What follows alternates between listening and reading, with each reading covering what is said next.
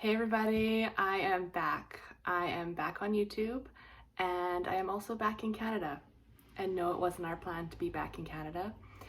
It also wasn't my plan to be back on YouTube. So I haven't filmed in a few years. I'm feeling a little rusty, but I'm gonna try and do my best. My husband and I arrived back in Canada just over 6 weeks ago. And it was due to a series of emergencies. It involved jail, which is crazy to even say out loud, a major surgery, and my kids leaving for Canada 6 weeks before we were able to. Our story also involved a lot of other scary things and things that didn't honestly feel like reality. It's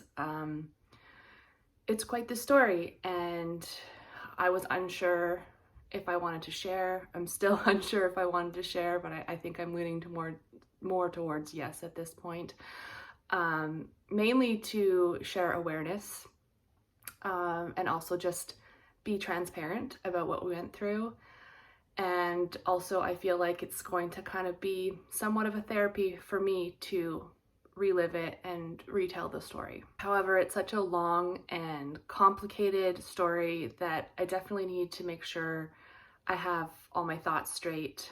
I actually have notes for the whole 2 months that this story went on for.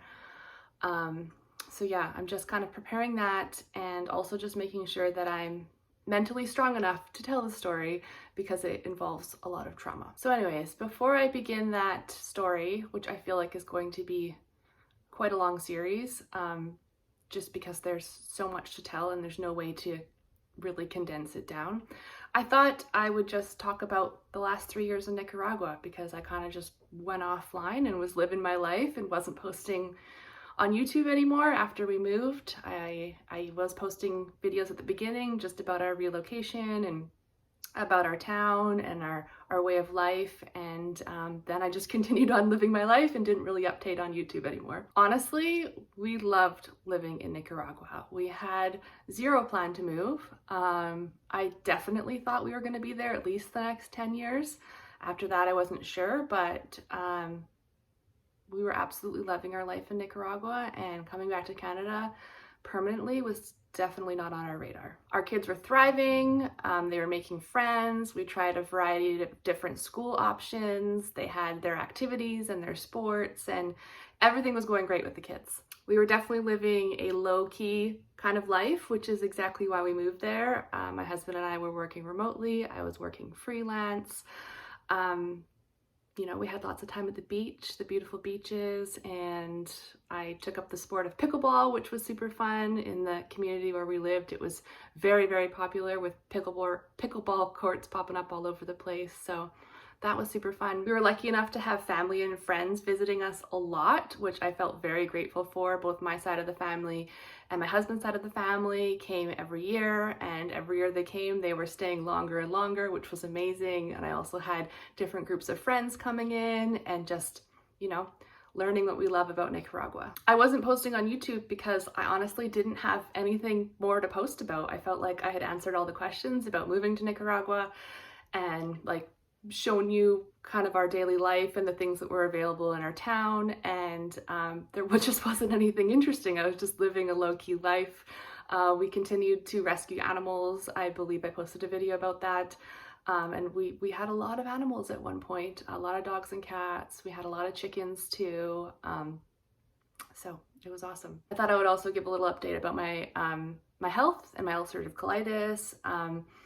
I was honestly the healthiest I had been in the past 3 years. I was able to be med-free, didn't have any flare-ups, and you know, I was feeling the best I had in a very long time. As far as the more challenging side of living in Nicaragua, and I feel like I had posted videos on this, but it probably continued to be exactly the same thing, just because people are curious. It's not like all sunshine and rainbows. It's definitely, you know, challenging in a lot of other ways, but I think one of the things that sticks out to me that was definitely more challenging in Nicaragua for us personally was the car situation. Again, just in case anybody was curious, it was really difficult to find a reliable mechanic. It's really difficult to find vehicles that are you know, in good condition, and the people selling them are honest about the condition that they're in, or the mechanics are honest. That was probably, if I had to think about everything total, what was the most challenging thing, I would say car mechanics. That was our most challenging aspect of living in Nicaragua. And also just how you really had no control over when things got done, or when people responded. It was very much a lesson in patience. I've learned a lot of patience living in Nicaragua, and yeah, everything is just done when it's done and you have no control over it. So yeah, I think that pretty much sums up my last 3 years in a nutshell. As you can see, there wasn't a lot going on. We were just living a low-key life and enjoying it. Had no plans of moving. However, life threw us a giant curveball, and here we are.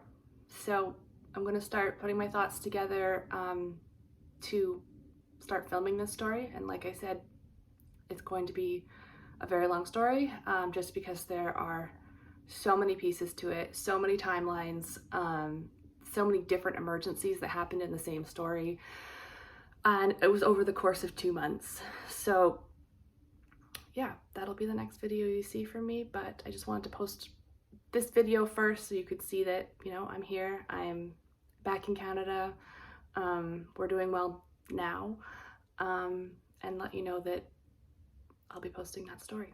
So I think that's about it. I honestly don't even know how to end a YouTube video anymore, and I don't even know how many people watch me at this point, but if you're watching, hi, thanks for sticking around, and I'll see you in my next video. Bye.